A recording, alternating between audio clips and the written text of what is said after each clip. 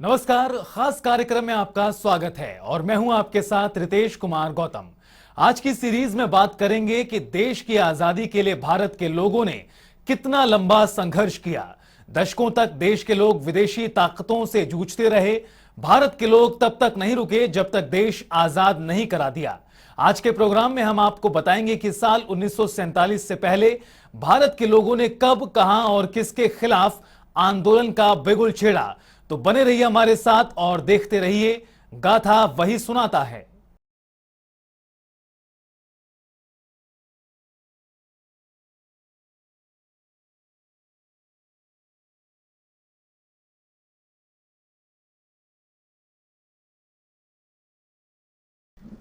भारत कोई ऐसे ही आजाद नहीं हुआ और ना ही भारतीयों का एक दिन का संघर्ष था जिसकी वजह से विदेशी ताकतें देश को छोड़कर भागी, बल्कि भारत के लोगों ने अपनी मातृभूमि के मान सम्मान के लिए सैकड़ों साल पहले से क्रांति का आगाज कर रखा था, जो देश में वक्त वे वक्त अलग अलग जगह पर दिखाई दिया।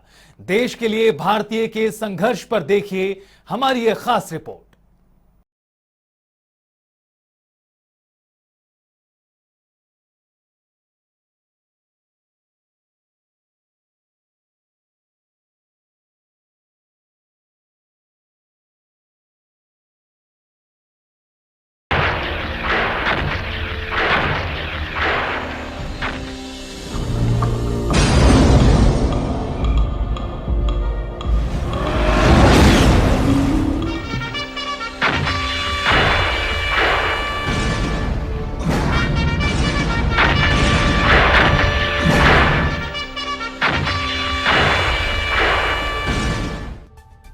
सत्रहवीं सदी के आसपास यूरोपीय व्यापारियों ने भारत में अपना आउटपोस्ट बनाना शुरू कर दिया था। सभी तरह की संभावनाएं होने की वजह से उनका व्यापार अच्छे से स्थापित हो गया, तो उनके मन में लालच बढ़ता गया और उन्होंने भारत में मिलिट्री फोर्स तैनात करना शुरू कर दिया। भारत में अपनी सत्ता स्थापित करने के लिए अंग्रेजों ने ईस्ट इंडिया कंपनी की शुरुआत भारत में ही की और उसकी राजधानी बनाया कोलकाता को, जिस वजह से मुगलिया सल्तनत इसके आगे कमजोर पड़ने लगी। इस वजह से अंग्रेजों ने भारत में अपनी पकड़ बनानी शुरू कर दी। ईस्ट इंडिया कंपनी की सेना से 1757 में नवाब सिराजुद्दौला ने युद्ध किया। हालांकि इस युद्ध में उन्हें विजय प्राप्त नहीं हुई और वो हार गए और ब्रिटिश साम्राज्य ने भारत में अपना कब्जा कर लिया। बक्सर के युद्ध में 1764 में भी अंग्रेजों को ही सफलता मिली, जिस वजह से अंग्रेज बिहार, बंगाल और उड़ीसा पर भी हावी हो गए। भारत स्वतंत्रता संग्राम में 1857 की क्रांति का बहुत ही बड़ा महत्व है। ये लड़ाई अंग्रेजों से आजादी की पहली लड़ाई मानी जाती है और ये लड़ाई पूर्ण रूप से ब्रिटिश ईस्ट इंडिया कंपनी के विरुद्ध में की गई थी। मंगल पांडे ने इस क्रांति की शुरुआत की थी। मंगल पांडे एक ब्रिटिश रेजिमेंट सैनिक थे। गाय कारतूस में गाय के मांस और चर्बी का इस्तेमाल करने से वो मना करते थे। गाय को बचाने के लिए मंगल पांडे ने बगावत शुरू की। इस बगावत में मंगल पांडे ने बैरकपुर रेजिमेंट के एक अफसर को मौत के घाट उतार दिया। इस घटना के बाद हर भारतीय के मन में क्रांति की ज्वाला भड़क उठी, लेकिन ब्रिटिश लोगों ने मंगल पांडे के जीवन का अंत कर दिया, उन्हें फांसी की सजा दे दी। वो आजादी की लड़ाई लड़ते लड़ते शहीद हो गए। मंगल पांडे को फांसी दे दी गई, लेकिन मंगल पांडे की लगाई चिंगारी पूरे भारत में फैल गई। दिल्ली में बख्त खान के नेतृत्व में ब्रिटिश शासन को करारी चोट दी गई। कानपुर में नाना साहेब और तात्या टोपे ने, झांसी में रानी लक्ष्मीबाई ने बागडोर संभाल रखी थी। अंग्रेजों को यह संदेश बखूबी मिल गया था कि भारत में राज करना इतना आसान नहीं होगा। 1857 की क्रांति के बाद ब्रिटिश शासन की नीतियों में मूलभूत परिवर्तन हुआ। 1 नवंबर 1858 में रानी विक्टोरिया की ओर से घोषणा की गई कि भारत का शासन ब्रिटिश हुकूमत की ओर से सेक्रेटरी ऑफ स्टेट द्वारा चलाया जाएगा। गवर्नर जनरल को वायसराय की पदवी दी गई, जो अब राजा का प्रतिनिधि था। भारत पर ब्रिटिश सर्वोच्चता का सुदृढ़ रूप स्थापित कर दिया गया। अंग्रेजों ने वफादार राजाओं, जमींदारों और स्थानीय सरदारों को अपनी सहायता दी। अंग्रेजी हुकूमत की बदली नीति के तहत शिक्षित और आम जन समूह की ओर ध्यान नहीं दिया गया, जिसका परिणाम ये हुआ कि ब्रिटिश शासन के प्रति घृणा बढ़ती चली गई। इससे भारतीय राष्ट्रीय आंदोलन शुरू हुआ। भारतीय राष्ट्रीय आंदोलन का नेतृत्व राजा राम मोहन राय, बंकिम चंद्र चटर्जी, ईश्वर चंद्र विद्यासागर, सुधारवादी के हाथ चला गया। उन्होंने राष्ट्रीय एकता की मनोवैज्ञानिक पृष्ठभूमि तैयार की। मुख्य उद्देश्य मध्य वर्ग और आम नागरिकों को संगठित कर राजनीति में आने को प्रेरित करना था। सदी के बदलने के साथ ही लोकमान्य बाल गंगाधर तिलक और अरविंद घोष ने स्वदेशी आंदोलन को चलाया। लोकमान्य तिलक ने नारा दिया, स्वतंत्रता हमारा जन्मसिद्ध अधिकार है और हम इसे लेकर रहेंगे। अंग्रेजों को भारत से खत्म करने के लिए एक के बाद एक योजनाबद्ध क्रांतियां हुई। लोगों को जागरूक करने का भी प्रयास किया गया और कई संस्थाओं की स्थापना भी की जाने लगी। 1867 में ईस्ट इंडिया एसोसिएशन की स्थापना दादा भाई नौरोजी ने की और इसी के साथ भारत की आजादी के लिए लोगों के मन में आजादी की अलग जगाने का काम किया। सुरेंद्रनाथ बनर्जी ने इंडियन नेशनल एसोसिएशन की स्थापना 1876 में की। इन संस्थाओं ने भारतीयों के मन में एकता जागृत करने का काम किया। इन महत्वपूर्ण क्रांतियों के बीच साल 1885 में इंडियन नेशनल कांग्रेस की स्थापना हुई और इस पार्टी में कई दिग्गज नेता भी शामिल हुए। राष्ट्रीय कांग्रेस का प्रथम अधिवेशन 1885 में व्योमेश चंद्र बनर्जी की अध्यक्षता में मुंबई में हुआ था। 1907 तक कांग्रेस के दो दल बन चुके थे, गरम दल और नरम दल। भारतीय राष्ट्रीय कांग्रेस के नरम दल का नेतृत्व गोपाल कृष्ण गोखले, फिरोज शाह मेहता और दादा भाई नौरोजी कर रहे थे। नरम दल ब्रिटिश राज में स्वशासन चाहता था, जबकि गरम दल का नेतृत्व बाल गंगाधर तिलक, लाला लाजपत राय और विपिन चंद्र पाल कर रहे थे। गरम दल पूर्ण स्वराज की मांग कर रहा था। हालांकि आगे चलकर ये दल एक हो गए, लेकिन उनमें विचारधारा अलग ही रही। 1919 में रॉलेट एक्ट यानी कि ट्रायल के बिना जेल में डाल देने के विरोध में क्रांति हुई, जिसका परिणाम जलियांवाला बाग नरसंहार था। 19 अप्रैल 1919 को पंजाब के जलियांवाला बाग में बैसाखी के शुभ दिन में ब्रिटिश शासन की दमनकारी नीति के खिलाफ अपना शांति विरोध प्रदर्शन करने के लिए जलियांवाला बाग में इकट्ठा हुए थे। अचानक जनरल डायर ने निहत्थों के ऊपर अंधाधुंध गोलियां चलवा दी।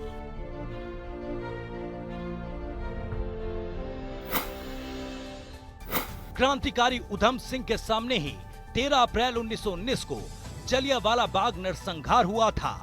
उन्होंने अपनी आंखों से डायर की करतूत देखी थी। वो गवाह थे उन हजारों भारतीयों की हत्या के जो जनरल डायर के आदेश पर गोलियों का शिकार हुए थे। उधम सिंह ने जलियांवाला बाग की मिट्टी हाथ में लेकर जनरल डायर और तत्कालीन पंजाब के गवर्नर माइकल ओ ड्वायर को सबक सिखाने की प्रतिज्ञा ली। इसके बाद वो क्रांतिकारियों के साथ शामिल हो गए। उधम सिंह अपनी प्रतिज्ञा को पूरा करने के लिए मेहनत करते रहे। उधम सिंह के लंदन पहुंचने से पहले जनरल डायर बीमारी के चलते मारा गया। ऐसे में उन्होंने अपना पूरा ध्यान माइकल और ड्वायर को मारने पर लगाया और उसे पूरा किया। 13 मार्च 1940 को रॉयल सेंट्रल एशियन सोसाइटी की लंदन के काक्सटन हॉल में बैठक थी। वहां माइकल और ड्वायर भी स्पीकर्स में से एक था। उधम सिंह उस दिन टाइम से वहां पर पहुंच गए। अपनी रिवॉल्वर उन्होंने एक मोटी किताब में छिपा रखी थी। उन्होंने किताब के पन्नों को रिवॉल्वर के शेप में काट लिया था और बक्से जैसा बनाया था। उससे उनको हथियार छिपाने में आसानी हुई। बैठक के बाद दीवार के पीछे से मोर्चा संभालते हुए उधम सिंह ने माइकल और ड्वायर को निशाना बनाया। उधम की चलाई हुई 2 गोलियां ड्वायर को लगी, जिससे उसकी तुरंत मौत हो गई। इसके साथ ही उधम सिंह ने अपनी प्रतिज्ञा पूरी की।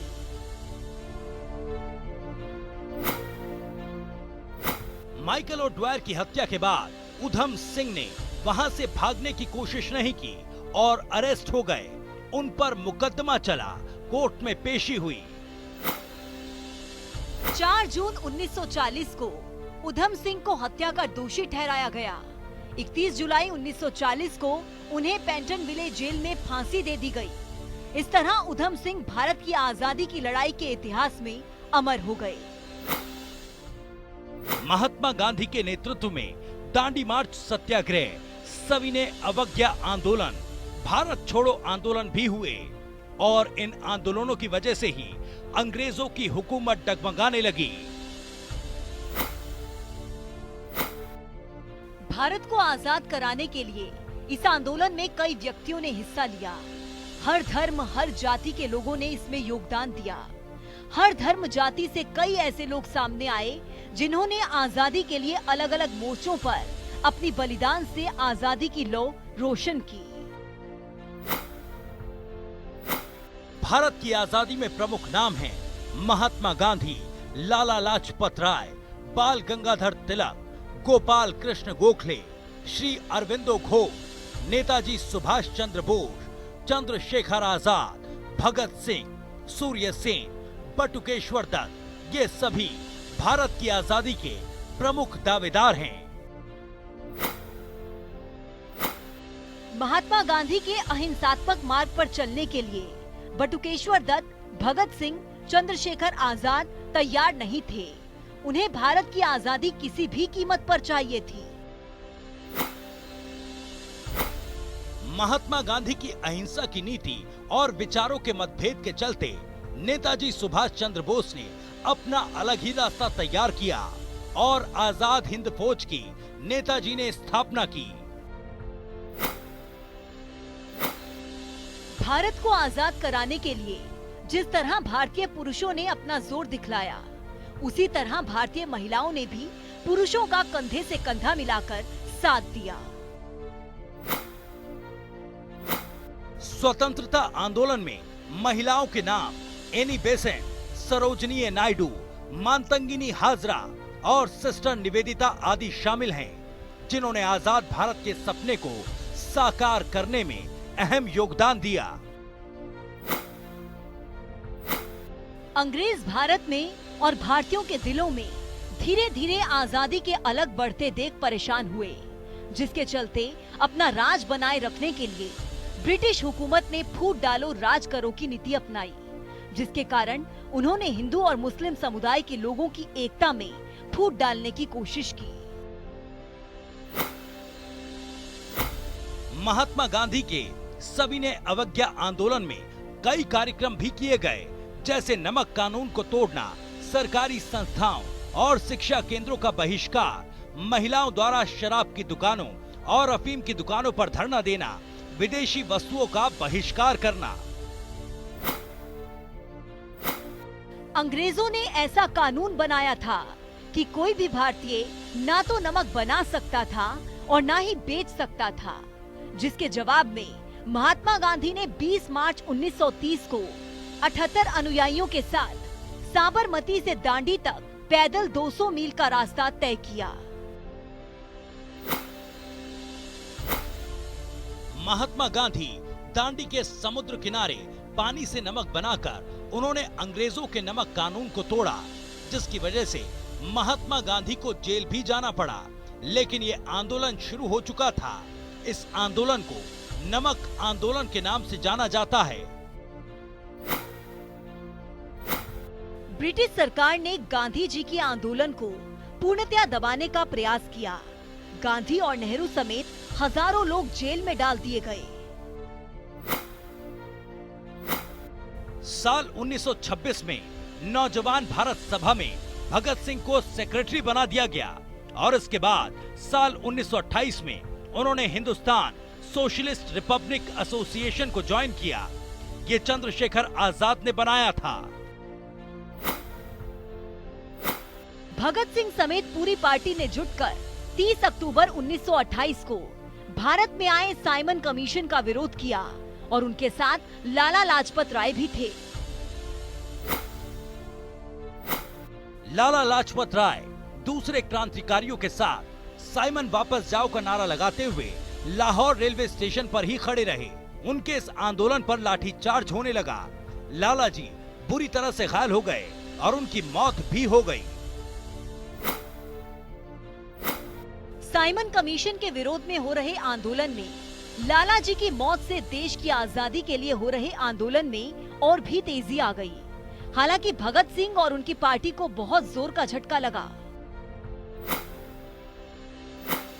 भगत सिंह और उनके साथियों ने ठान लिया कि अंग्रेजों को इसका जवाब देना होगा और लाला जी की मौत के जिम्मेदार लोगों को मार डाला जाएगा।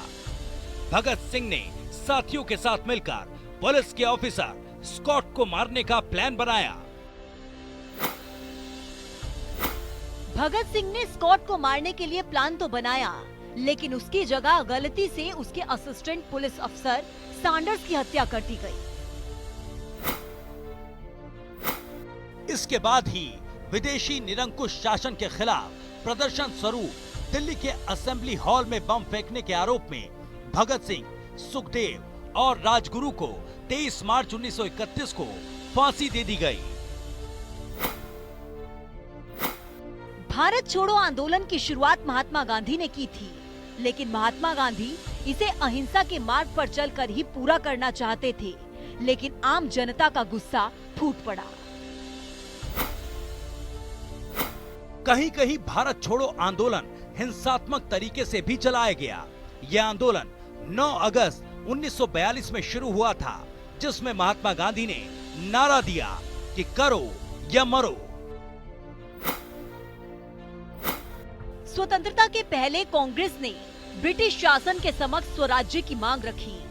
भारत में 26 जनवरी को आजादी का जश्न मनाया गया। कांग्रेस ने भी सभी भारत के निवासियों से निवेदन किया कि वो इस आंदोलन में अपना योगदान दें। 26 जनवरी को आजादी का जश्न और कांग्रेस की अपील पर भारत के लोगों ने बड़ी संख्या में इस आंदोलन में हिस्सा लिया और इसे सफल बनाया। इस आंदोलन की वजह से ही अंग्रेजों की सरकार कमजोर पड़ने लगी। गांधी जी के जन आंदोलन से देश की जनता आजादी के लिए जागरूक हो गई थी। वहीं दूसरी तरफ सुभाष चंद्र बोस की आजाद हिंद फौज की गतिविधियों ने अंग्रेज शासन की नाक में दम कर रखा था। 1945 में दूसरे विश्व युद्ध के खत्म होने के वक्त ब्रिटिश आर्थिक रूप से काफी कमजोर हो गए। ब्रिटिश साम्राज्य की हालत बद से बदतर होने लगी। दूसरे देशों की बात छोड़ दें, अंग्रेज अपने देश पर शासन करने में भी असमर्थ हो गए थे। वहीं 1945 के ब्रिटिश चुनावों में लेबर पार्टी की जीत ने आजादी के द्वार खोल दिए थे, क्योंकि उन्होंने अपने मैनिफेस्टो में भारत जैसी दूसरी इंग्लिश कॉलोनियों को भी आजादी देने की बात कही थी। फरवरी 1947 में लॉर्ड माउंटबेटन को भारत का आखिरी वायसराय चुना गया, जिन पर व्यवस्थित तरीके से भारत को स्वतंत्रता दिलाने का कार्यभार था। लेबर पार्टी आजादी के लिए कुछ सहानुभूति रखती थी। 1946 में एक कैबिनेट कमीशन भारत भेजा गया। इसके बाद ही अंतरिम सरकार के निर्माण का प्रस्ताव भेजा गया। जवाहरलाल नेहरू के नेतृत्व में एक अंतरिम सरकार का निर्माण किया गया। मुस्लिम लीग ने संगठन सभा की मीटिंग में शामिल होने से इनकार कर दिया, क्योंकि वो एक अलग राज्य यानी कि पाकिस्तान की मांग कर रहे थे। इसके बाद लॉर्ड माउंटबेटन ने भारत और पाकिस्तान के रूप में भारत के विभाजन की योजना प्रस्तुत की। भारत के सामने इसको स्वीकार करने के अलावा और कोई विकल्प नहीं था। 14 अगस्त 1947 की आधी रात को भारत आजाद हुआ। 15 अगस्त 1947 को लॉर्ड माउंटबेटन ने अपने दफ्तर में काम किया। दोपहर में नेहरू ने अपने मंत्रिमंडल की सूची सौंपी और बाद में इंडिया गेट के पास प्रिंसेस गार्डन में एक सभा को संबोधित किया। भारत के तत्कालीन वायसराय लॉर्ड माउंटबेटन के प्रेस सचिव कैम्पबेल जॉनसन के मुताबिक मित्र देश की सेना के सामने जापान के समर्पण की दूसरी वर्षगांठ 15 अगस्त को पड़ रही थी। इसी दिन भारत को आजाद करने का फैसला हुआ। भारत के अंतिम वायसराय लॉर्ड माउंटबेटन ही वो व्यक्ति थे जिन्होंने भारत और पाकिस्तान की आजादी का दिन चुना। जब माउंटबेटन भारत आए थे तो उन्हें भारत और पाकिस्तान अविभाजित मिला था। ऐसे में किसी भी विवाद को जन्म देने से बचने के लिए वायसराय ने 14 अगस्त को पाकिस्तान को आजादी दी और लाहौर को उसकी राजधानी घोषित किया। माउंटबेटन अपने कार्यकाल के लिए बेहद सौभाग्यशाली माने जाते थे। इसके पीछे खास वजह थी। असल में दूसरे विश्व युद्ध के दौरान 1945 में 15 अगस्त के ही दिन जापान की सेना ने उनकी अगुवाई में ब्रिटेन के सामने आत्मसमर्पण कर दिया था। माउंटबेटन उस समय संबंध सेनाओं के कमांडर थे। महात्मा गांधी आजादी के दिन दिल्ली से हजारों किलोमीटर दूर बंगाल के नोआखली में थे, जहां वो हिंदू और मुसलमानों के बीच सांप्रदायिक हिंसा को रोकने पर अनशन पर बैठे थे। जब तय हो गया कि भारत 15 अगस्त को आजाद होगा, तो जवाहरलाल नेहरू और सरदार वल्लभ भाई पटेल ने महात्मा गांधी को खत भेजा। इस खत में लिखा था कि 15 अगस्त हमारा पहला स्वाधीनता दिवस होगा। आप राष्ट्रपिता हैं, इसमें शामिल हो, अपना आशीर्वाद दें। गांधी ने इस खत का जवाब भिजवाया। जब कलकत्ते में हिंदू मुस्लिम एक दूसरे की जान ले रहे हैं, ऐसे में मैं जश्न मनाने के लिए कैसे आ सकता हूं? मैं दंगा रोकने के लिए अपनी जान दे दूंगा। जवाहरलाल नेहरू ने ऐतिहासिक भाषण ट्रिस्ट विद डेस्टिनी 14 अगस्त की आधी रात को वायसराय लॉज से दिया था। वायसराय लॉज को अब हम राष्ट्रपति भवन के नाम से जानते हैं। हालांकि तब नेहरू प्रधानमंत्री नहीं बने थे। इस भाषण को पूरी दुनिया ने सुना, लेकिन गांधी उस दिन 9 बजे सोने चले गए थे। हर स्वतंत्रता दिवस पर भारतीय प्रधानमंत्री लाल किले से झंडा फहराते हैं, लेकिन 15 अगस्त 1947 को ऐसा नहीं हुआ था। लोकसभा सचिवालय के एक शोध पत्र के मुताबिक नेहरू ने 16 अगस्त 1947 को लाल किले से झंडा फहराया था। भारत 15 अगस्त को आजाद जरूर हुआ, लेकिन उसका अपना कोई राष्ट्रगान नहीं था। रविंद्रनाथ टैगोर जन गण मन 1911 में ही लिख चुके थे, लेकिन ये राष्ट्रगान 1950 में बन पाया। 15 अगस्त तक भारत और पाकिस्तान के बीच सीमा रेखा का निर्धारण नहीं हुआ था। इसका फैसला 17 अगस्त को रेड क्लिफ लाइन की घोषणा से हुआ। 15 अगस्त भारत के अलावा 3 अन्य देशों का भी स्वतंत्रता दिवस है। दक्षिण कोरिया जापान से 15 अगस्त 1945 को आजाद हुआ। ब्रिटेन से बहरीन 15 अगस्त 1971 को और फ्रांस से कांगो 15 अगस्त 1960 को आजाद हुआ। 15 अगस्त 1947 में अंग्रेजों की चंगुल से मुक्त हुआ भारत आज के हिंदुस्तान से काफी अलग था। देश के कई अहम हिस्से उस समय आजाद भारत का हिस्सा नहीं थे। 15 अगस्त 1947 के बाद कई दशकों तक इन इलाकों को भारत में विधिवत रूप से जोड़ने का मिशन चलता रहा। कहीं बातचीत से मसला सुलझा, तो कहीं ताकत, तो कहीं सैन्य बल से।